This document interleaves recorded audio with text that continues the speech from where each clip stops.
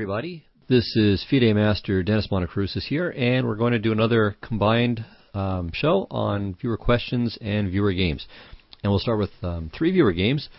The first is submitted by Monokroussos, little Edgar Allan Poe humor here, so he calls his opponent Fortunato. If I recall correctly, it's from the Cask of Amontillado, and Monokroussos walls up Fortunato rather cruelly. Okay, well, in this game, black doesn't really get walled up. That wouldn't be maybe the best description of the way white wins, but nevertheless, black is cruelly beaten. Alright, well, let's take a quick look. So, white is trying the Danish, and against all of these things, there are a number of things that black can choose. So, you can analyze the specifics. So, after DC, you can know knight takes c3 and have something prepared against that.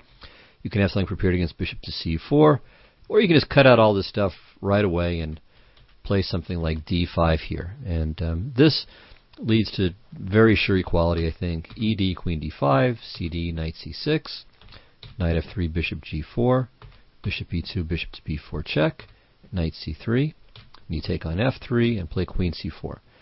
So this old recipe goes back to Capablanca, at least. I don't know if he's the person who first discovered it or he simply advocated it, but anyway, nothing that I'm aware of in the last 100 years has shown that white has anything here. So the 2 main lines, one is to grab on c6 and trade queens like this, and this position is equal. Alternatively, another boring approach for white is to play queen b3. Again, knight e7, castle long, and it's useful to throw in a6 to stop,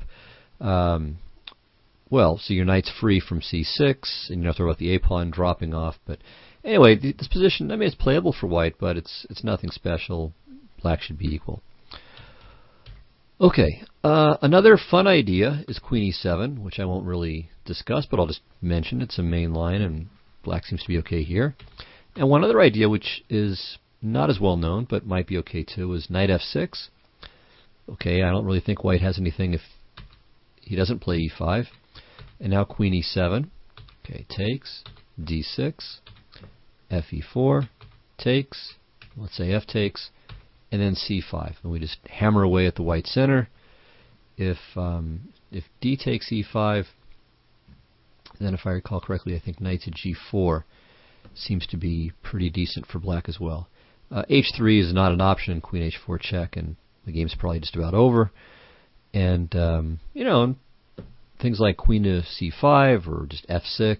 I mean, there's a lot of things that black could do. It could go for light square control. Anyway, I don't really see what white has here. All right, but anyway, black happily took. He didn't take this next pawn. He didn't play c takes b2, which is okay. I mean, there's this kind of standard textbook idea where you give back both pawns like this. And the one thing I would say about this position, okay, this position I think is actually pretty unclear. I would recommend not following the old textbook recommendation of c5 for a couple of reasons. I mean, one is that I think you're weakening this d6 square pretty seriously. I mean, there are lines where maybe white can just castle and then play knight c4, and also even e5 I think gives white an advantage. So if you go for this line, don't play c5. All right, back. In our game, Fortunato played knight c6, and we ended up in a regular Goring gambit as opposed to a Danish gambit. Okay, knight f6, knight g5, knight e5, bishop b3, h6, f4. Actually, I think I had this position when I was a kid, one of my first tournaments, and my opponent I think was either an expert or very close to an expert, and I was still unrated, but I think I ended up being around 1800 after all of this. And anyway, I was able to repulse the attack and win, but it was kind of scary during the game. But black defends quite well for the moment. He plays h takes g5, which is fine. Bishop g4 is pretty decent too. Knight f3, takes, and maybe bishop h5. And black is probably a touch better, but white has compensation, so this isn't so bad for white either. So in our game, black took, and here he makes a mistake. Here I think both knight to d7 and bishop to g4 followed by knight to d7 are pretty okay. And in fact, this might be maybe this is the best. I'm not sure, but it's not bad. So for instance, queen to b5, bishop e6, takes, castles, c6, queen b7, knight e5. And white has some activity here, and he can regain the pawn with bishop takes g5, but then all the activity goes away. So we just trade queens, and now black's wall of pawns is actually pretty good. And the knight on e5 is spectacular. White's knight on c3 has no prospects there. I mean, maybe he'll play knight e2 and then knight to d4 or knight to f4. But I think black is a little bit better here. So after f takes e5, as I said, knight to d7 is also playable, but knight to g4 is the wrong way. So the idea is the same as with knight to d7 to put the knight on e5, but after e6, it's not as good. See, in the knight to d7 line after e6, you take, maybe play bishop to e7, and then knight to e5. But here, it's too late. I mean, you can't take with the pawn, or you can't take the pawn, because then the knight on g4 will drop. So fe queen g4, or of course bishop e6, you trade bishops and then play queen g4. So knight e5, takes, castles, king g6. And actually, this has happened before, so this is... Alright, maybe it's a bit much to call this theory, but it at least has happened in a previous game. So there's a game Okladnikov against Spirin from Novosibirsk in 2001. White won quickly, but won quickly because of a black blunder. So white's probably a little bit better here. Nothing too dramatic. Now in that game, white played queen to d3, threatening discoveries. Black really can't do anything about it, so he just played bishop to e7, bishop e3, bishop e6. Knight to d5, and here black blundered with this capture and lost rapidly.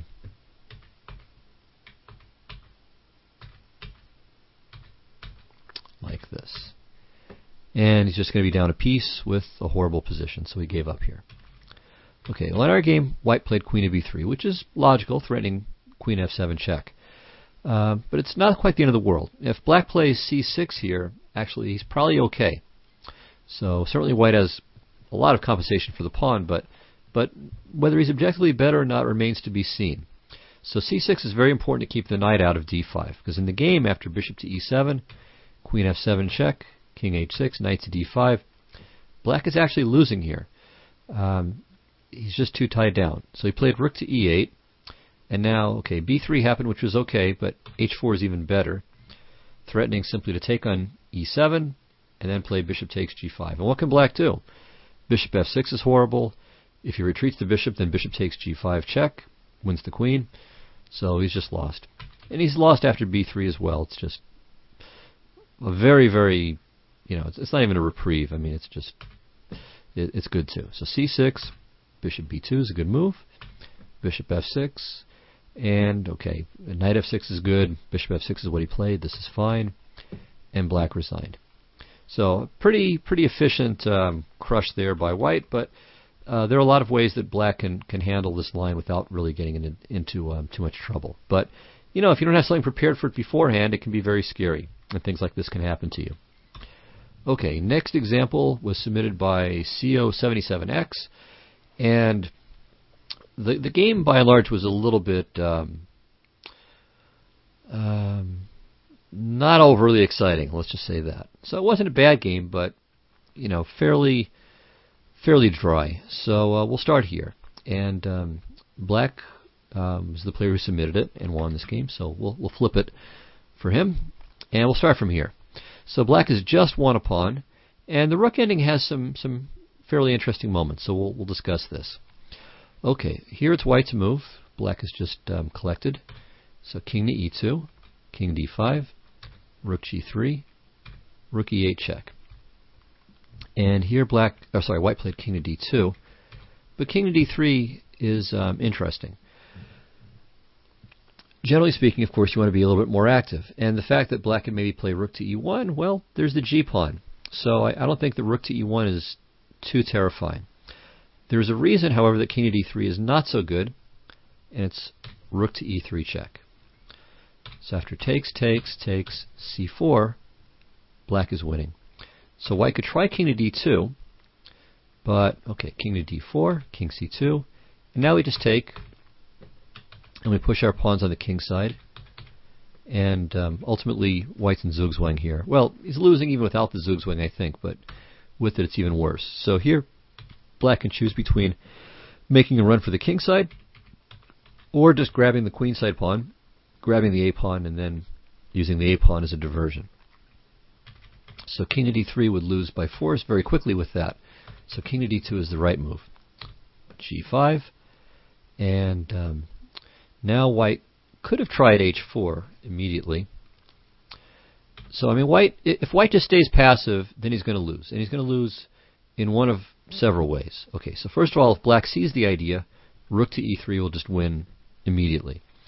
But just playing c4 is plenty good too. So white needs to get some kind of counterplay if he wants to have any chances of holding the game. So h4 from that point of view is logical, but it's too slow. Gh, rook g4, rook e3, rook h4, rook b3, let's say rook h6, and now rook to b2 check. This is hopeless for white. If he goes back, just rook g2, and if he goes forward, c4 is mate. So in the game, white played rook f3.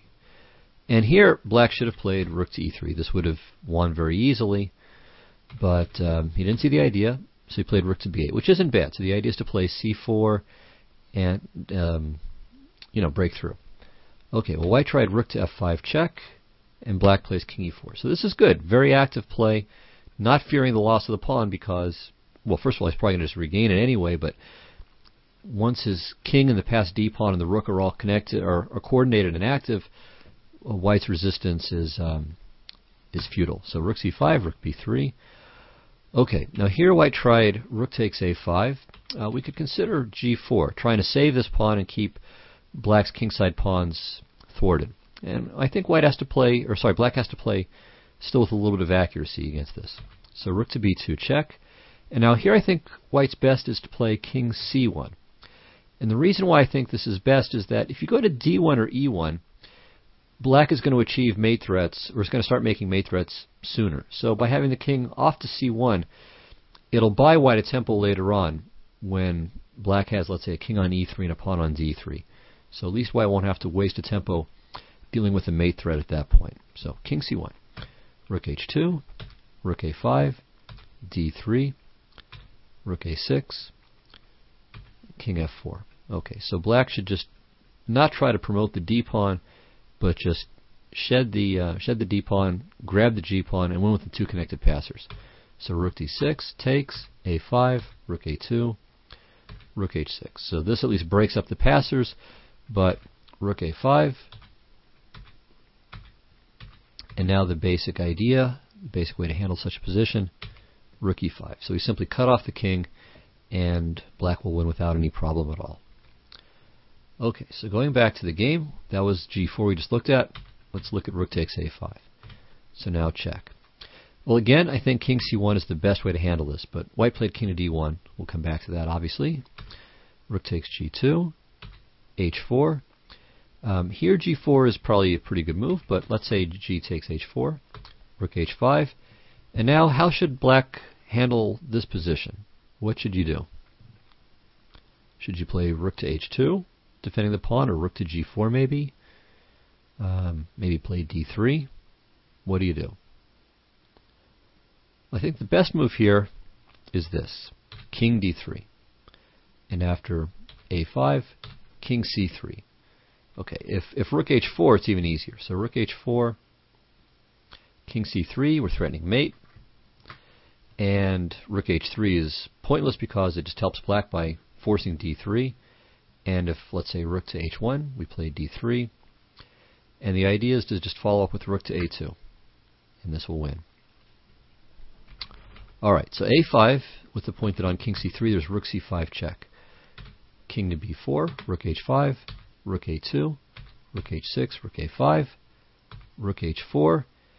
And this is almost a draw for white, but not quite. King c3, and this is winning. So the white king has to give ground, has to go to b1, and it's losing after rook to g5.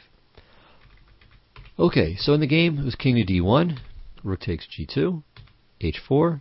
Again, g4 is worth considering, but g takes h4 is fine. rook h5, and here king to d3 was played, which isn't bad. Could also play king e3, of course. And I think this is even better. So on rook h4, then you check, and you check, and it's just very easy. Okay, if king to b2, we play d2 right away, and on king c3, then check, and d2. And white can make a few time-wasting checks, but changes nothing. And that's a dead won game. So king to d3 is it's just unnecessary here. Now, which way should white handle this threat? Should we go to e1 or to c1? Now, it's not going to save the game, but the rule of thumb is you should always bring the king to the short side of the board. In other words, if we take the board as divided by the file the passed pawn is on, okay, on one side of that pawn there are going to be more files, and the other side there will be less, or fewer to be more accurate. So this side of the board there are only 3 files where the king has just gone, 4 on the other side. And you want the rook to have the greater distance from the king, so it can check from the side without the king being able to stop it. So here it's a little bit tougher for white to win. Sorry, for black to win. So rook a2, and now rook h6. Let's start with rook takes h4. So on rook h4, if, for instance, rook a1 check, king b2, and then rook takes a4, after rook h6, this position is a draw, believe it or not. So the white rook has lots of room to bother the black king on the side of the board, from the side of the board, and there's no way for black to stop that doesn't allow white's king to very calmly find its way back in front of the pawn and hold the draw. So after rook takes h4, the right move is king to c3, and this wins. So king to b1, rook a4, rook h6, d3, and okay, this is just losing any number of ways. For instance, if rook h3, rook g4, rook f3, check, king c2, d2, and now the king just retreats and the pawn promotes. Okay, so rook takes h4 is losing. You can also try rook takes h6. So that way, on king c3, we have rook c6 check. Okay, but this time, black takes the pawn, and on rook h4, king c3. Here, rook a8, rook h7, d3, and this transposes to what we just saw. We looked at rook h3 last time, and black is winning here. Okay, so that was the best try, but it still wasn't good enough. So the game was king to e1, and here black played rook to a2, which is okay but unnecessary. Simply king to e3 should do the job. And the point is that after, well, okay, if we're threatening mate, there's no really great square for the white king to go to, and if he plays rook e5 check, then king f3, and we can actually use the king to help the h-pawns as well. So this is an easy win for black. But rook a2 is fine. Rook h4, check, here, rook a4, rook h6, king d2. And here we see that the white king is on the long side of the board, which means that the short side is where the rook is going to go, and there's just not enough room. Okay, the best try here for white still is rook h4. Should try to be annoying. Black plays king c3 and wins, but at least the white king can come closer again with king to e2, king d1. So rook c6, and from here it finishes quite simply. Black sets up the traditional Lucena position and wins.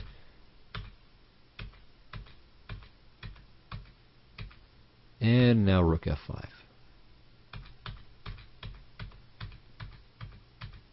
And white resigned here because rook to d7, rook to d5, and that's over. So not an interesting rook ending. I mean, or at least some interesting points in it. And I think that makes that game worthwhile, definitely. All right, on to the next one. Now this is a really spectacular game, or at least there's a very spectacular moment in this game. Okay, so this is between, I'm not even going to try to pronounce white's name. It's a very long Latvian name. Actually, it's probably 2 names run together. So Kalpīns and Laupitas, and I'm sure that's completely wrong. I apologize to Latvians who know the proper way to pronounce such names. I'm sure that wasn't it. And black was Sengi, playing for Germany, and this was some kind of online league, I think. And Very nice game, or at least a very nice combination idea by black. So we have a more or less typical closed Sicilian, but with castle and queenside, I think it loses its typicality here. This is very brave, and I'm not sure that I would recommend this as a way to handle the Sicilian with white. Okay, black played queen to b6, which is a little unusual because it's blocking the b pawn. I mean, I think queen a5 is probably a more common move. But okay, queen to b6 certainly works in the game. And the idea is, to play knight takes e2, and knight takes e2 becomes impossible because of queen b2 mate. So that's the general idea. So white played rook h to e1. I think it maybe makes a little more sense to play rook d to e1. Black is fine in any case, but the point is that when black castles by having a rook on h1, you can at least play h4, h5 and consider something like that, where it's not clear what the rook is doing on d1 in this position. Okay, black played knight e to c6, bishop h6. I should say the point. The point of course, putting a rook there is that on knight e2 you can play rook e2, and that way you're not hanging the b2 pawn, and you're also not allowing bishop takes c3 to screw up the pawns. Okay, so knight e to c6, bishop h6, castles, takes. And here, again, I'm sure white wishes he had a rook on h1 to make h4 at least look like it might do something. F4 is another move that might be considered, but knight to b4, I think, kind of takes the starch out of that. So, white tried a3. Bishop to d7, king b1, a5, and white played queen f4, which I think is just a mistake. So the queen really can't afford this kind of expedition. So maybe something like f4 would be better. Anyway, queen to b4, f4. And now, here comes a really nice combination. Although black messed it up a little bit. Knight to b4. This is a good move. Threat, of course, is just to take on c2. What can white do about it? Of course, he can take the knight. That's what happens in the game. He could also take the other knight. So knight d4, cd4, knight e2. And the knight still doesn't have to retreat. Probably rook f to c8 is good, renewing the threat. And after rook c1, then maybe e5, possibly followed up with bishop to e6 in some cases. And black has a definite advantage here. Another idea is to play rook to c1. And I'm not sure what black should do after this. He can make this exchanging combination, and normally this is not so bad for the side that's getting the pieces. But here I think with queen c7 followed by b5, b4, maybe this is actually pretty decent for black. So certainly black is okay, and I think black's still better. So there may be something better for black here, but that at least looks entirely reasonable. All right, well, in the game, white said, show me, and black did. So AB, knight takes d4, now bc3, threatening mate, threatening the knight still. So knight to b3 is the only move. And now, this is a great exercise. Black to move and win. So you definitely, I think, want to try to figure this out for yourself. Black finds a fantastic idea, but he doesn't find the best way to put it in practice, to put it into action. Okay, what he played was rook to a1 check, which is very nice. Okay, obviously knight takes a1 is bad because queen takes b2 is mate. So king takes a1, and now again, a beautiful move, which is unfortunately the second best move. Queen takes b3. So this is great. I mean, the point is that after c takes b3, c2, there's just little to be done about the threat of rook to a8 mate. So, fantastic idea. But white found a great resource here. Queen f6 check. All right, so this is just magnificent. So, king takes f6, e5 check. Okay, what's the point of this? Is this like a computer trying to delay the mate as long as possible? No, there's actually a very nice idea. cb, c2, and now bishop takes b7. And this stops the mate. So after cd, rook d1, rook b8, bishop b4, rook b3. White's clearly better, black is clearly better in the ending. So he's up a pawn and has good winning chances, and in fact went on to win. And we'll take a quick look at the rest of the game shortly. But let's go back to the beginning of this combination. After knight to b3, instead of rook to a1, black should just flick in e5 first. And there really isn't any great move for white's queen. So let's say queen to h4, for instance. Now we do it. And there's no way for there's no way for white to play bishop takes b7. So he stopped this e5 business, and now rook a8 comes next. So it's mate next move. We're in two moves. Okay, white could play queen f6 or queen h7 or queen h6 or queen d8, but you get the point. Other than spite moves, it's mate next move. So that would have been best. And even after rook a1, king a1, again e5 would have been best. Okay. Now, I think the reason, so I said, well, queen f6 was what was played. After cb, c2. Here, if queen f6, I think black can probably just play king to g8. So as long as we don't allow e5 with check, I think this works. So, yeah, white timed it just right with queen f6 check. So takes, check, and now takes. Okay, so is this a win? I'm not sure. So, for instance, well, we'll just continue with the game, and white should, generally speaking, keep his pawns off of light squares as much as possible. Okay, and so here, black wins quickly after white played this. King c4, bishop c6, and takes. So, as I think I've said on numerous occasions, certainly I know I've said this to students and in presentations around the internet, that you should not trade into a king and pawn ending unless you're absolutely sure that the result that you want is the result you're going to get. Or unless, obviously something worse, you're going to lose even more easily by not doing it. But generally speaking, you've got to be super sure about what you're doing when you transpose into a king and pawn ending. So I think much better here would have been to play b4. And the point is that, of course, when you're down material, you want to trade pawns and not pieces. And secondly, if white can arrange a situation where all the pawns are on one side of the board, the drawing chances go up considerably. So, for instance, bishop to b5, takes, say h4, get that pawn on a dark square.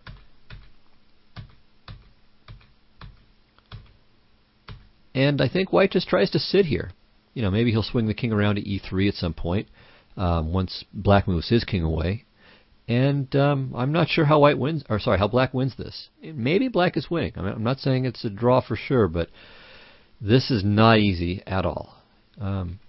Maybe here black should consider taking to weaken the h pawn a little bit, but anyway, I think the general point holds that black is going to have a very difficult time winning this position.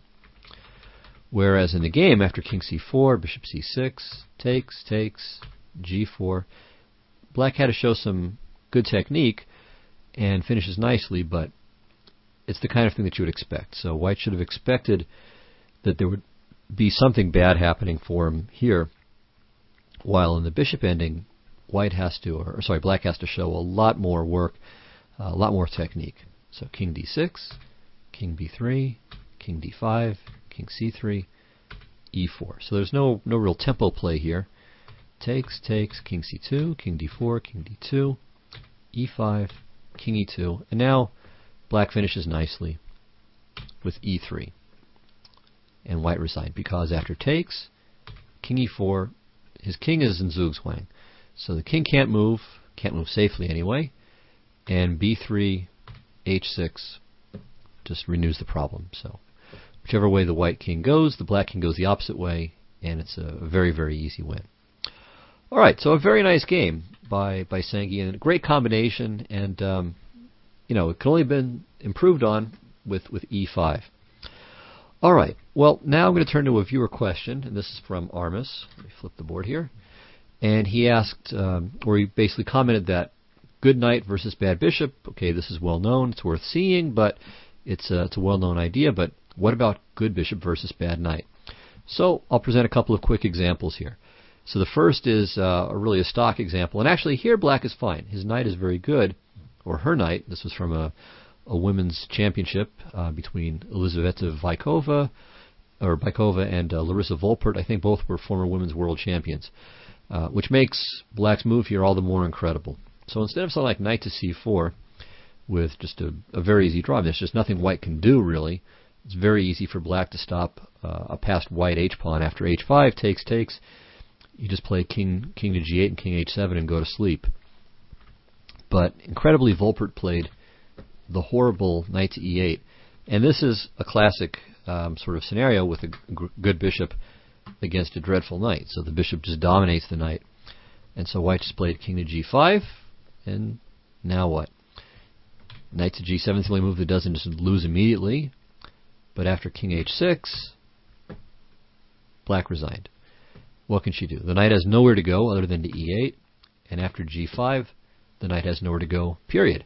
And if the king retreats, then king takes g6, followed by h5, followed by h6, followed by h7, followed by h8 queen. So black resigned here.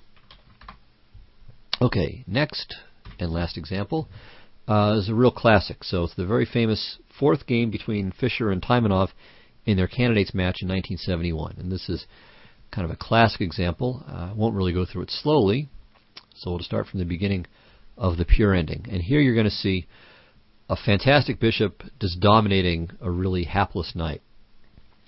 So Fischer starts with king to d3, activating his king. Taimanov plays knight to e7, and now the key move, bishop to e8. And so here, this knight is just terrible on e7 for two reasons. One is, of course, it's just tied down. It can't move. The second reason is that it prevents black from playing king to e7 to expel this bishop. So it's creating a bit of a barrier. I mean, the only way that black could get to that bishop would be to play king c7, king d8, or king e6, f6, g7, f8. But both are very slow. So he tries king to d5, bishop f7, king d6, king c4. Well, the knight's just not helping here. King c6, bishop e8, king b7, king b5. Okay, well finally the knight can move with knight to c8. So a little trick there, threatening knight to d6 mate. So bishop takes g6 would not really be advisable at this point. So bishop to c6 check, king c7, bishop to d5. Okay, what now for black? Knight e7. Okay, guess what? Bishop f7 once again. Alright, so black thinks he's holding with king to b7. Bishop to b3, king a7, bishop to d1, king to b7, bishop f3, and now more troubles for black. So the problem here is if he plays king to a7, then white just wastes a move on this diagonal, and then the knight has to retreat, and then we have once again bishop d5, f7. So he plays king to c7, but now king a6, and white is broken through. Okay, knight to c8, bishop d5. Guess where that bishop's going again? Knight e7, bishop to c4, knight c6, bishop f7, knight e7, bishop to e8. And we have one final zugzwang here. So the knight can't move because it loses the pawn. The king can't move anywhere because of the b6 pawn, except perhaps, you might think, to d8. But now black starts shedding pawns. And look at this knight even on g6. It's still horrible. So it threatens nothing, and it's going to take it several moves to come back into the game. So king b6, king takes c5. White has 3 pawns for the piece, and the queenside pawns are both strong in their own right and serve as a diversion, which will allow the white king to go and gobble up on the king side as well. So knight e7, b4, takes, knight c8, a5, knight to d6, b5. And Taimanov decides rather than just sitting in the corner and allowing king d5, e5, f5, and so on, he plays this check, but king b6. Okay, now the king has to go back, otherwise the a-pawn will promote.